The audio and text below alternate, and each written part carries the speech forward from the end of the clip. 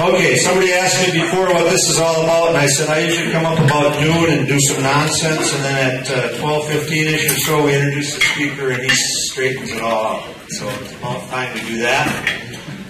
Unbeknownst to either one of us, he and I shared a very significant life day about 30 years ago in Kansas City. In the last 30 years, Andy has built a business and become a financial investment expert with over 60 employees and $16.5 billion with a B dollars in assets under management. He has become an expert in investment. But what I want you to think about and listen to is the fact that the one non-renewable resource that we all have, time, Andy has made the decision to invest several hours of his valuable time in the men of the Chippewa Valley. So give him a warm welcome. Andy WI.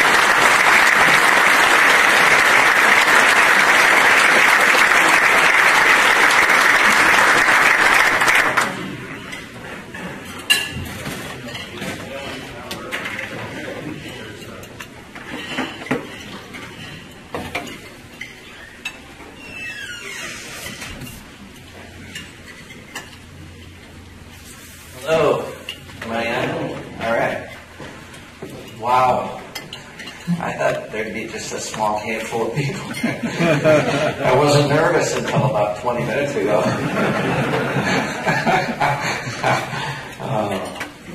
It's great to be here. Thank you very much for having me, Keith. Thanks for the invite.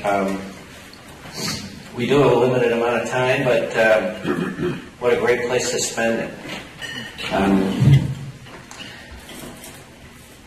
I'm particularly touched to be here on a day, 13-year anniversary to 9/11.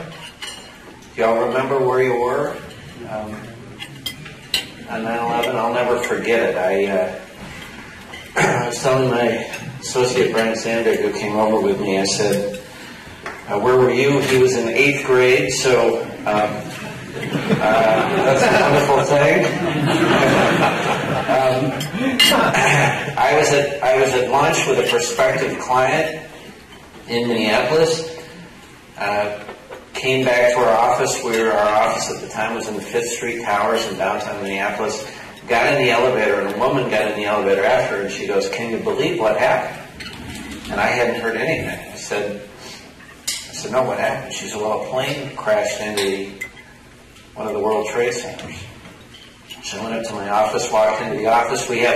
Walking around the corner, we had a trading floor open up, and one of our portfolio managers and our head of trading was watching the television, and just as I walked in, the second plane hit the second tower. And a couple minutes after that, the phone rings, and I happen to reach over and pick it up. Not normally the guy that answers the phone in trading. And it was a friend of mine from UBS in New York, and he was visibly shaken, and I don't know if he was crying or not, but his voice was, and he said, "Andy, everyone is dead. Everyone's dead." And I said, "What? What are you talking about?" So I'll never forget that. Put the phone down, turned around, and I said, "The company is closed." I said, "I don't know what's going on, but everybody go home, get your kids, and we'll call you."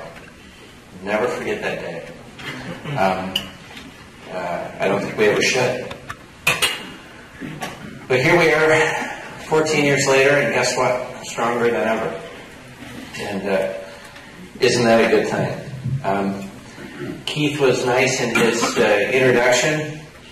I am CEO of asset management firm, Cornerstone Capital Management. We have 60 associates, 20, a little over 60, 20 are in Minneapolis, in our Minneapolis office, 40 are in our New York office. I spend about 3 days a week in Midtown Manhattan.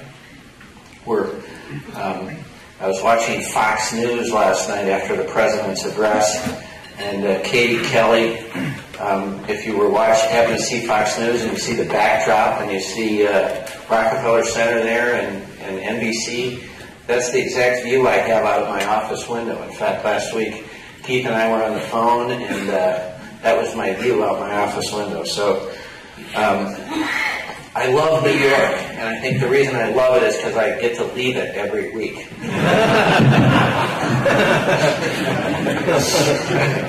So I spend 3 days a week, usually Monday, Tuesday, Wednesday in New York, and Thursday, Friday, and then the weekend here in the wonderful Midwest. And it's a different pace here. I always tell people, don't be too impressed with New York, because it's not that impressive. It's not that different than right here. You have gatherings just like this in New York. There just tends to be more people. It's just more crowded. But they're regular, they're real, nothing to be intimidated about. So really I'm here today to talk about business. The title of my talk is Without Leadership, Nothing Happens. You're looking at a 29-year overnight success. Started with zero. I founded Cornerstone November 1st of 1993.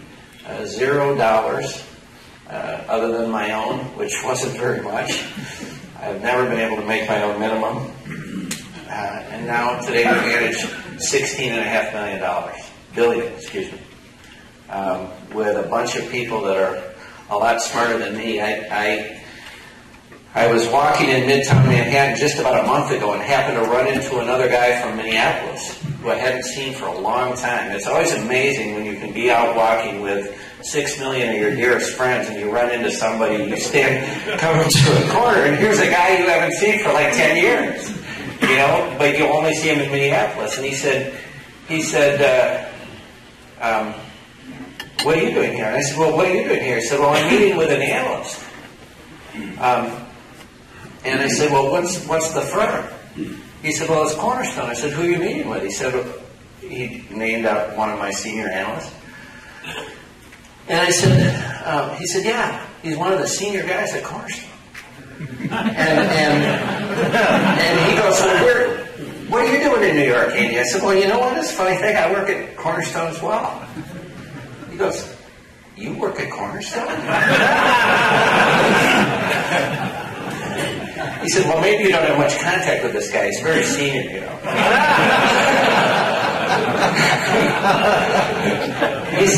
He said, what do you do there? I said, well, actually, I'm the CEO of the company. He takes a step back and he looks at me and he goes, you're at Cornerstone? It's like, you're the CEO? He goes, how did that happen? I said, Nick, you got me. I don't know, but I got here first. I was the first guy, and I don't think I could get the job today. In fact, I turned down somebody who sent me my resume. But you know what? So, before I talk to you about the three things, I'm going to talk about three things tonight, or this afternoon. The biggest lesson I've learned is that without leadership, nothing happens. And I think that there are three common things in leadership. Leadership is first and foremost relevant, it's real, and it's relational. 3 R's. But before I talk to you about those three things, it's important that you get to know me a little bit.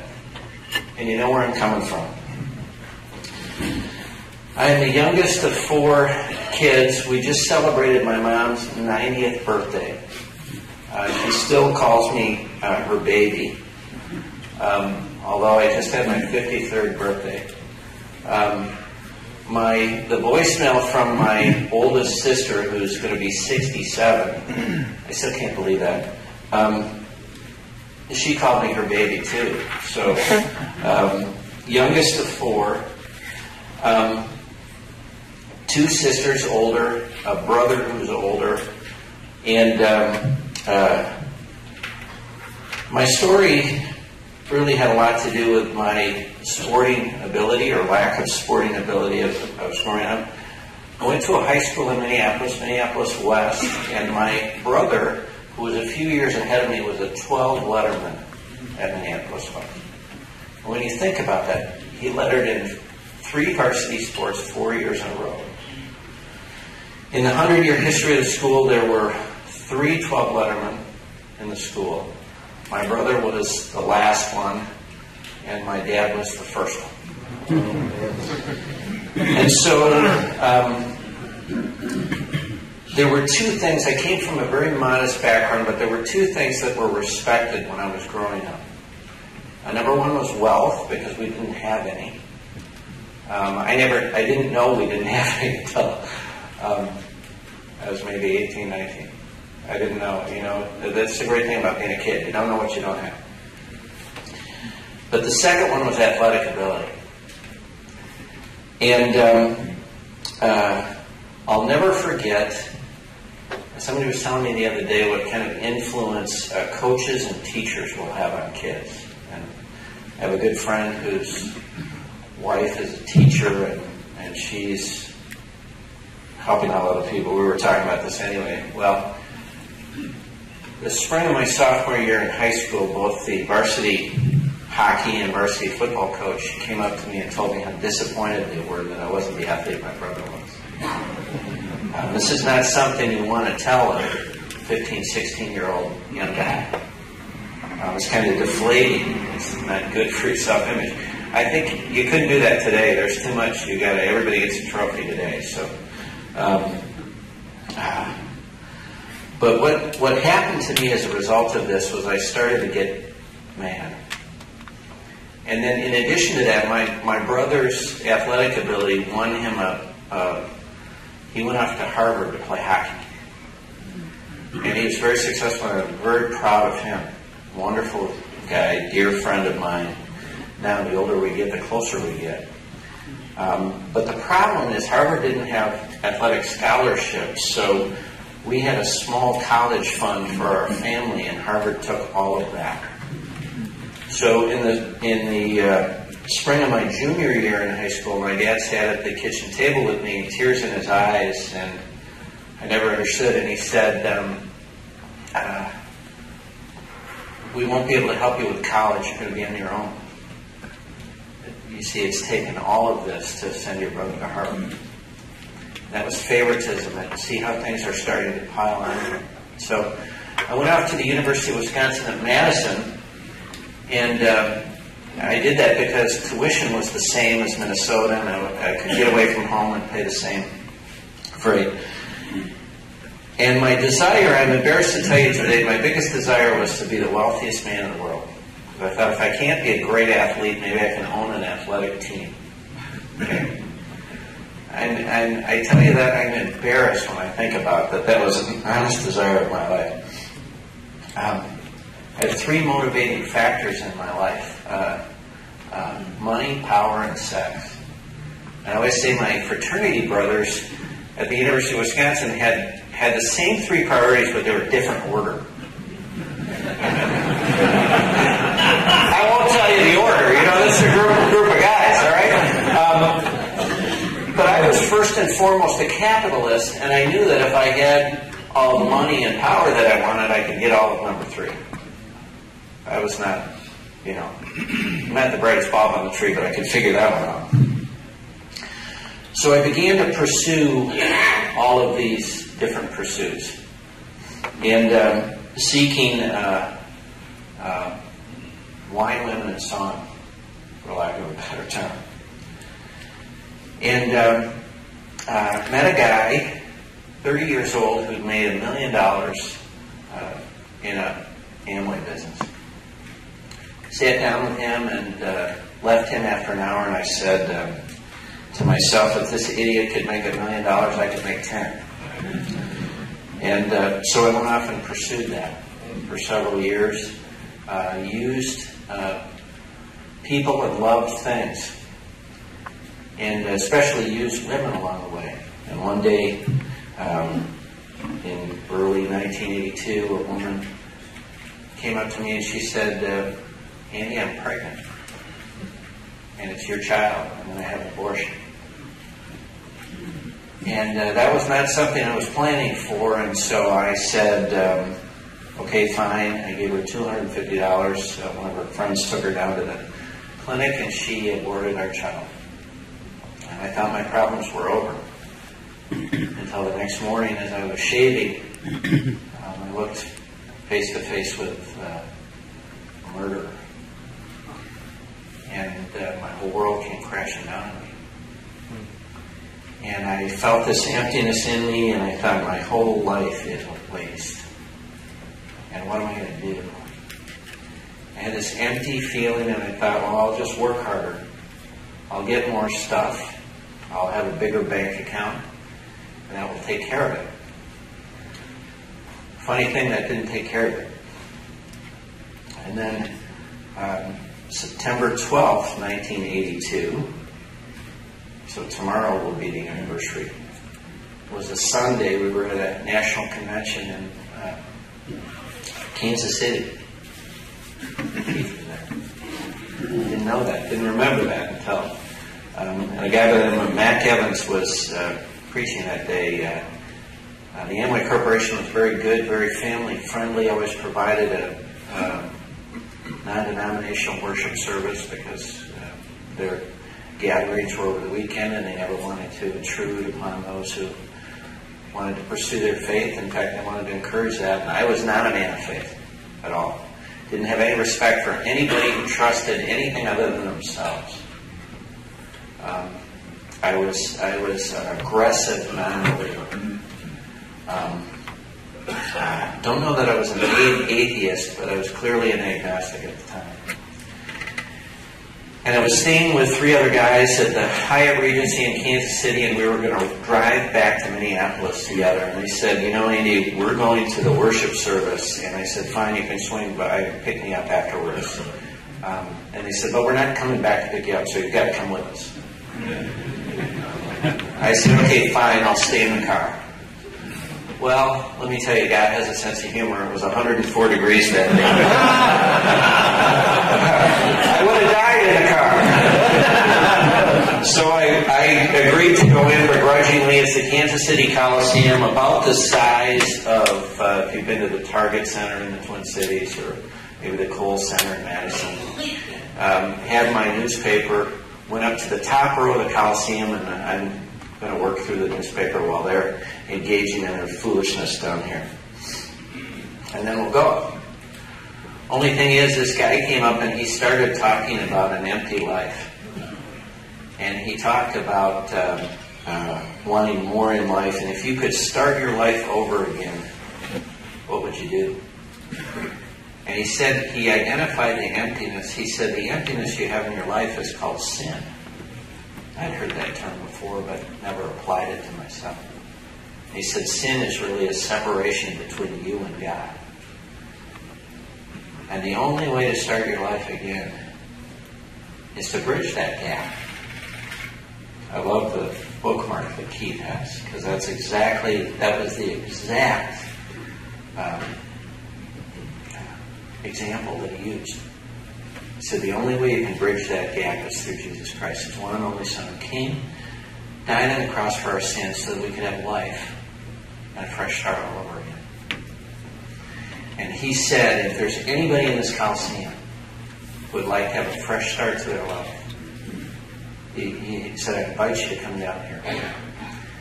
I still, to this day, with 32 years tomorrow, do not remember walking from the top row of the Coliseum down. I was the first one down there.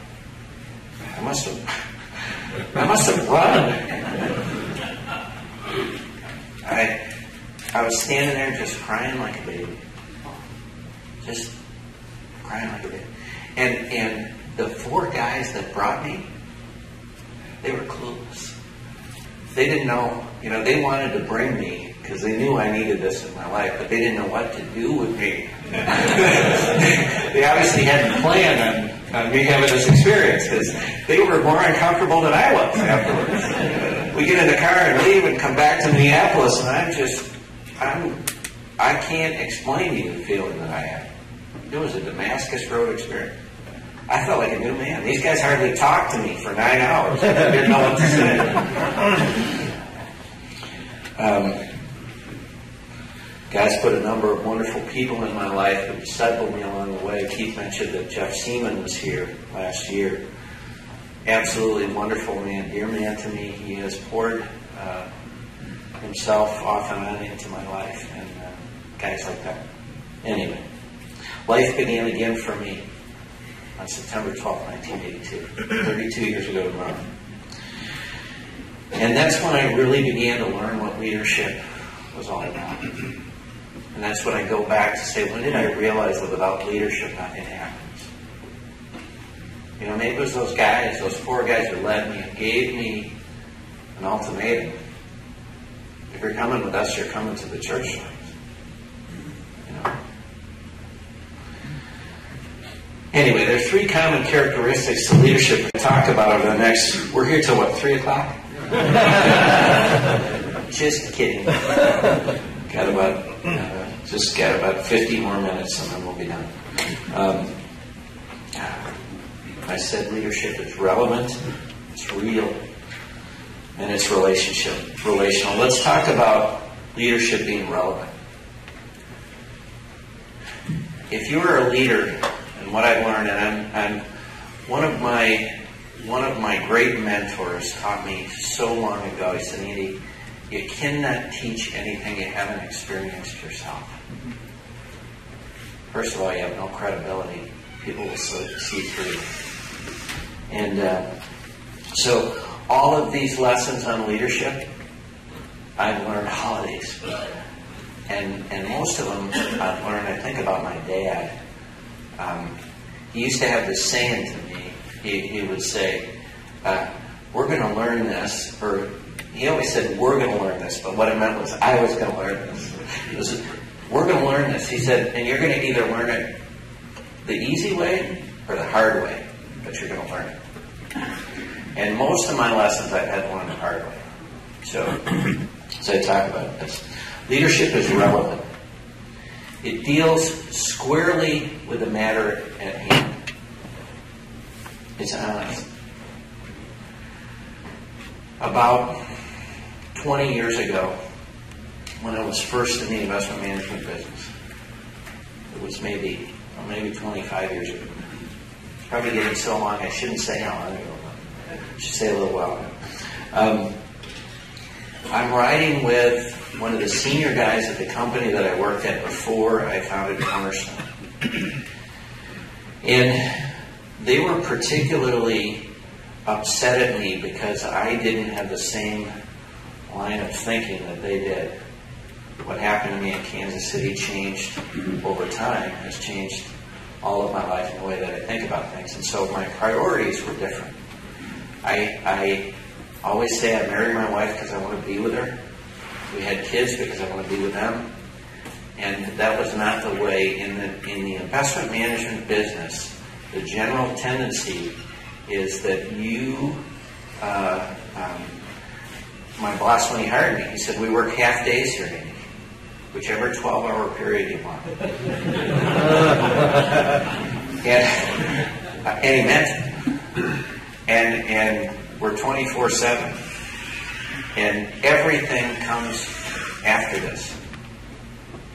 And the justification for that statement was you are going to be paid so much money that you can buy your family anything you want. And what I'd say to him now, and some judge will split half of what you got and give it to your wife.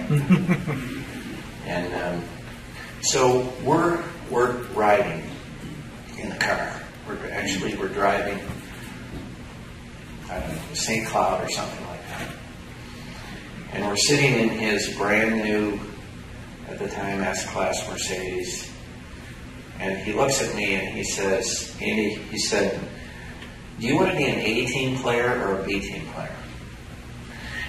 And I got that feeling, that you get, like, this conversation is not going to work out well if I don't answer this question well. You've all had that feeling. So, and I turned to him and I said, well, you need to explain to me what's an A-team player and what's a B-team player. I said, I can't choose because I need to know the definition. He said, okay. He said, An A-team player is someone who puts the firm first, who does whatever they need to, who works 24/7, who puts the rest of their nonsense life on hold so that we can get the job done.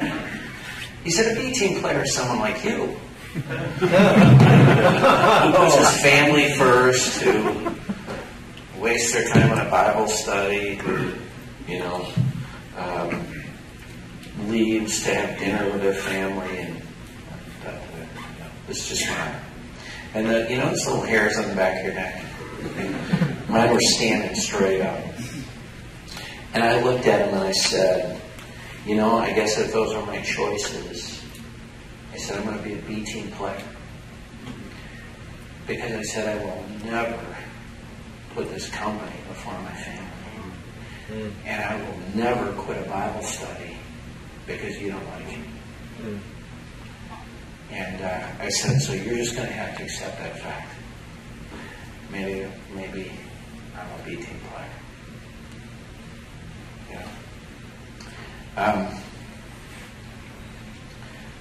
Fast forward a few years, I was the top producer in the company.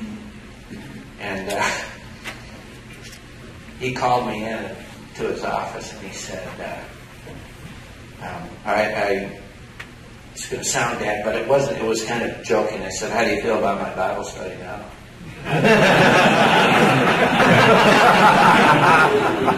He looked up at me and said, listen, Andy, I don't care if you sacrifice chickens as long as you keep doing the numbers you're doing.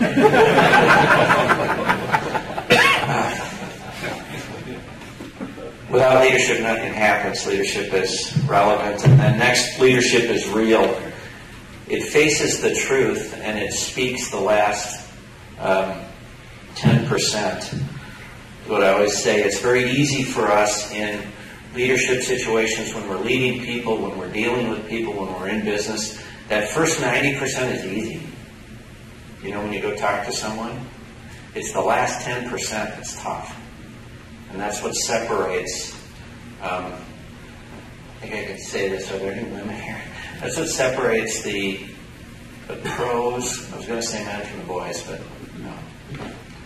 I know a lot of really high caliber women who are very good in our business, and so that's not a fair statement anymore. But that's what separates the pros from the amateurs. It's the last 10% being able to speak that. It's an interesting thing. If I was doing so well at this firm, why did I leave and start Cornerstone?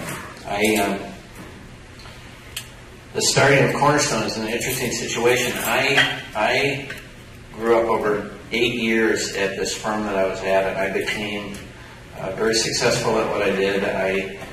I was probably making more money than any 32-year-old around, and I knew I wasn't worth it. So that made me nervous.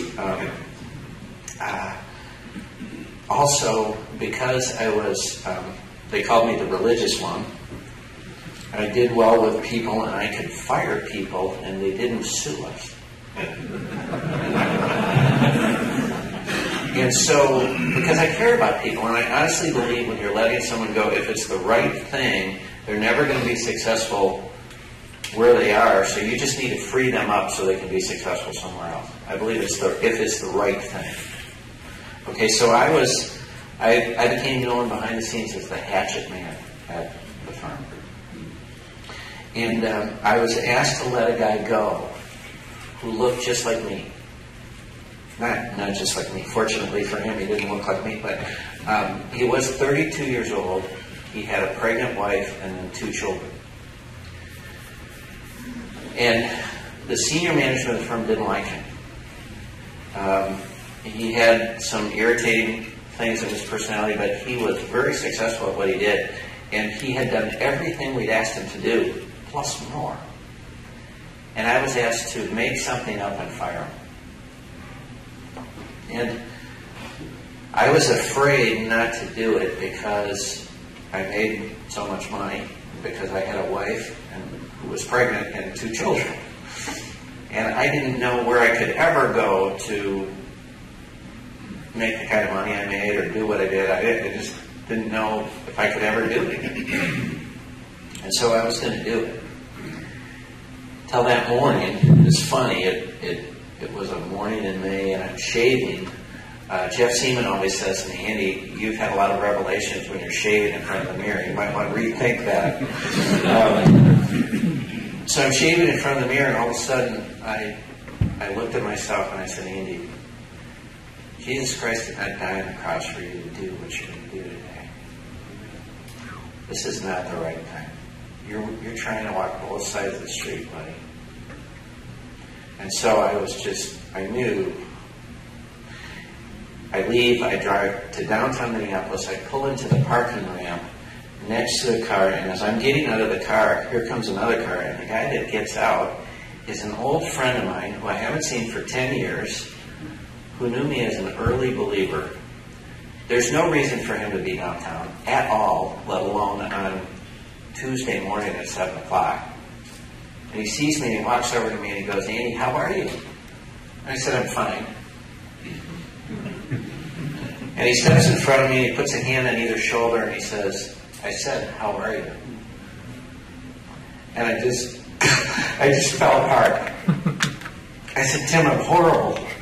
I said, I've been living a double life here.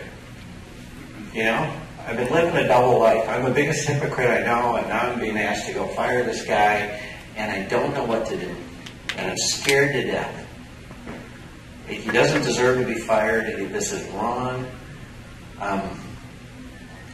He said, well, you need to do the right thing and let the chips fall where they may. I knew what I needed to do. In the larger corporate world, when you go let a senior person go, it's a process. It's a very well orchestrated process because you don't want to embarrass the person, you don't want to embarrass the firm, you don't want to get sued, basically. And so we always had a meeting with all the people involved, the outside lawyers and the inside lawyers, and we sat around a big boardroom table and everybody talked about what I was going to do. They said, "You pretty good from the cheat sheets." That's another line my dad used to use. But everybody would talk, and then I was always the last person to talk. So I went around and it got to me, and I said, well, there's only one problem with it. I said, I'm not going to do it. And the general counsel of the firm exploded. And he said, Andy, do you think we pay you what we pay you to do what you think is best? You do what we tell you to do. And you're going to do this. I said, no. I said, I'm not. Because I said, he's done everything they've asked him to do. And you're firing a guy on trumped up charges for no reason. And I don't have any part of it. It's not who I am. It got very cold and quiet in that room. And I got up, the meeting dispersed. I went to my office, I picked up the phone, I called my wife, I said, Lou, I said, never really been in this situation, but I just think I made a career decision. It's just the climate, it's gotten real cold here all of a sudden. She called me that afternoon and she said, I'm at the grocery store and they won't take my debit card. There's no money to make out. I said, there was $85,000 in my account yesterday. There's nothing in there now. I don't know how they did it. They took it away. Took away my bonus check that I'd gotten 3 weeks earlier.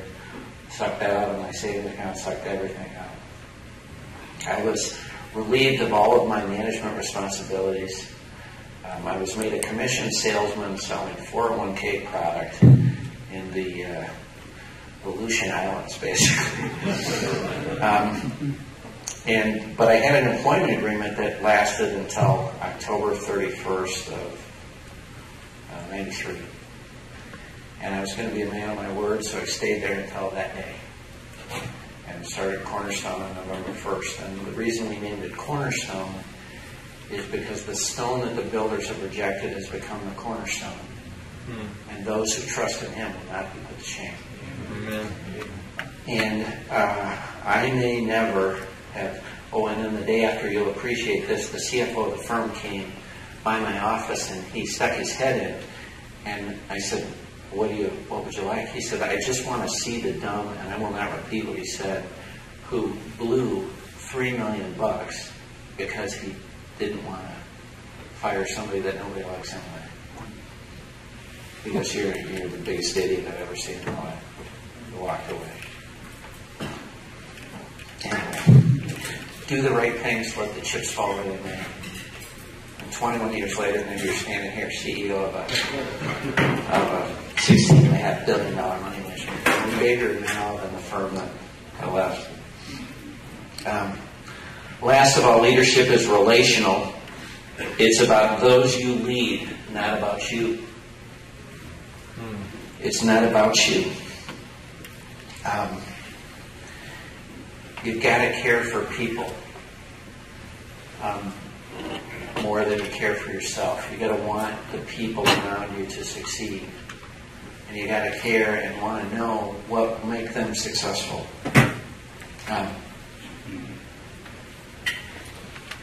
Without leadership, nothing happens. Here's a leadership test for you, just to wrap up. Good leadership feels natural. It's not forced. It comes natural. You know you're doing the right thing. The people that you're leading feel natural about it. One of my mentors said, if you want to know if you're a leader, turn around and see who's following you. And so, also, I'm either leading or I'm being led. There's no middle ground. There's no in between. Who are you leading? Do you care about them? Is your leadership relevant? Is it real? Are you being truthful? Is it relational? Are you caring for them? And then lastly, I want to ask you who you're following. I've followed a lot of men who've had, you've heard the saying, feet of clay, who've gone down the wrong, ended up down the wrong road. And I've idolized a lot of men in my life. And not until I've learned to follow Jesus, that He will never lead me down the wrong road. That He will always lead me to the right place. My grandma taught me the 23rd Psalm when I was young. And I've never forgotten that. And isn't it true? He'll lead us in paths of righteousness for His name's sake. So, without leadership, nothing happens. Thank you for having me here today. I'm happy to answer some questions. I think we've got 12 minutes left. Thank you.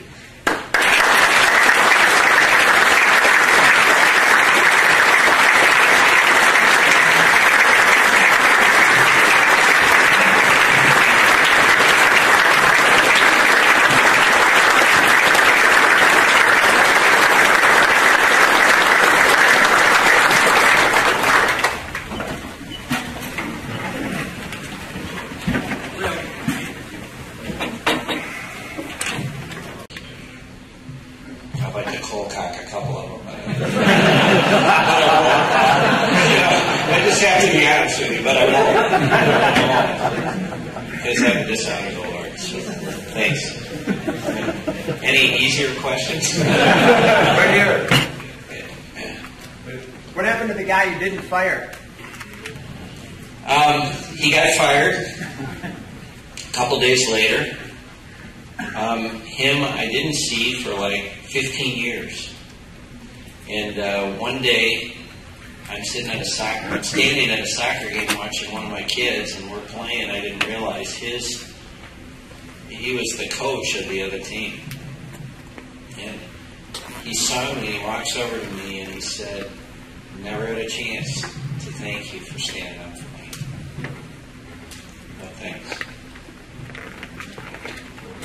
I said, you know, I would have done it for anybody. It wasn't just you. You know. But thanks for that. John Keel, stand and deliver. Yeah. Yes, sir. What's an appropriate attitude for men in 2014 to have about money? I mean, you work in money every day in the world of money. and we all need it to support ourselves and our families, so it's a necessary evil, I guess. But what attitude do we have towards money? Oh boy, is this a hot potato? Yes.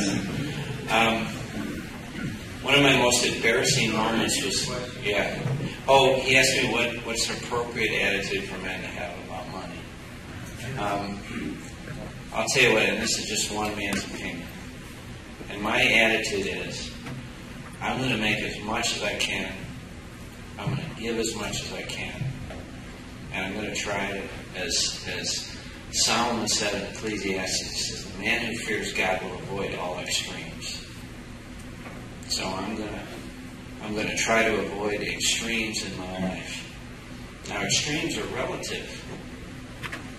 If a guy makes, I was with a guy 2 weeks ago whose average income the last 5 years has been in the neighborhood of $20 to $30 million a year. It's just staggering to think about it. He's a wonderful man, very generous. And he was wrestling over, he wanted to have a new car, a really, really nice car. And he said, do you think this is an okay witness? And I said, man, you could buy the company. I said, buy one in every color. No one cares. So I just think, as long as you got your priorities in order, I don't know. That's it. That's the best answer is that's between you and the Lord to work that out. So, sorry to not give you an easy out. Yes, sir.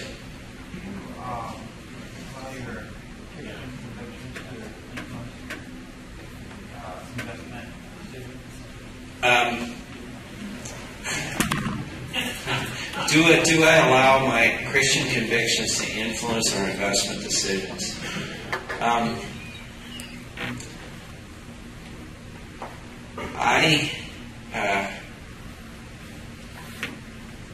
You're once a Christian, always a Christian. My Christian beliefs influence what I do, everything that I do. But I'm going to make money any way I can, as long as it's legal. And so if you're thinking about, there are a lot of people who are socially conscious investors, and there's a place for that. Kind of reminds me, I don't drink or swear or chew, and I don't go out with girls that do. There are people who don't want you to invest in sin stocks. Like I shouldn't own Altria, which is Philip Morris. I shouldn't own Diageo. I shouldn't whiskey, beer, gambling, anything else. And my attitude is, if these are legitimate businesses, and they are, and the market will ferret out businesses that aren't legitimate. If they're legitimate and they're earning money, why? And I'm a steward, and I'm going to be held accountable for the returns. Why shouldn't I invest in those things? And you can fill a room with 100 people, and you get 100 different answers. I'd rather make the money and then decide to give it away. I'm not a big enough investor. Even at $16.5 billion sounds like a lot, but in the world I live in, it's not a lot, and we're not big enough investors to, if we decide not to invest and just put our stake in the ground, people go, big deal, don't care. But we can have more influence. I'll tell you, here's an influence that I've seen firsthand, is when you're a big enough investor in a company, and you can sit down with the CEO of that company, and you can say, over a cup of coffee or something, and you can say, the only reason you're there is because you're a big investor, and they return your call. And you can say, I just want you to know that I just have a personal problem with whatever this is. Being able to carry that message and get people to think about things. I couldn't do that if I wasn't investing. Anyway, you guys are a tough audience. Any easy questions? Yes, sir. Other than putting your life in the hands of God, what's another good investment we can make today? I'm not touching that one. I'm not touching that one. You need to be. Let me go another thing. Solomon said in Ecclesiastes chapter 11, I think it's verse 6 or 7. It says, "Cast your bread upon the waters, and divide it 7 or even 8 ways, because you do not know what tomorrow will bring." So I would say, I don't give out individual stock examples. We in our growth portfolio today, 45 stocks, I think. We love them all. Love every one of them and think they're all going to go up, but guess what? They're not going to. So we're diversified in there, and I say to every investor, be diversified, because you don't know what tomorrow will bring. Yes, sir. What type of culture do you promote with your employees when it comes to the balance of family that you ran into earlier in your career? Do you want me to step out to the car and Brian can answer that question?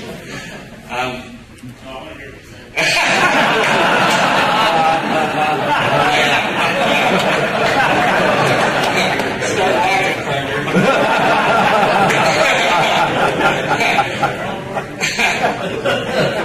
You know what? We work really hard, and we joke too that we work half days, which over 12-hour periods of time. But we promote family at Cornerstone, family and those things. And so if people need to go and be with their kids or something comes up, we're going to support that. We're all professionals. Everybody at Cornerstone is a professional, and I trust everyone to do their job. And so I say, you take whatever time you think you need, just as long as you get your job done. We don't have a clock that anybody punches. There are a lot of people that get there a lot earlier than I do, and stay a lot later, and they just haven't been around as long as.